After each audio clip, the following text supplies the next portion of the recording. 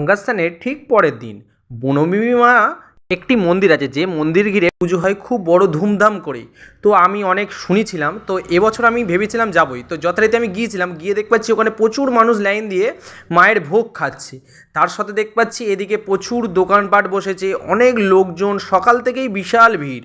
তো প্রচুর দোকানপাটও রয়েছে, তার মানে ভালোই বেচাকেনা, ভালোই মানুষের ভিড় হয়। তো যথারীতি আমি মন্দিরে গিয়েছিলাম, তো মন্দিরে গিয়ে দেখলাম এখানে এটা হচ্ছে মন্দিরের প্রবেশপথ। তো প্রবেশপথে যাওয়ার মাত্রই দেখতে পাচ্ছি কিছু মানুষের যাদের মনস্কামনা পূর্ণ হয়েছে বলে তারা গন্ডি দিচ্ছে। হ্যাঁ, এইটাই হচ্ছে আমাদের বনবিবি মা।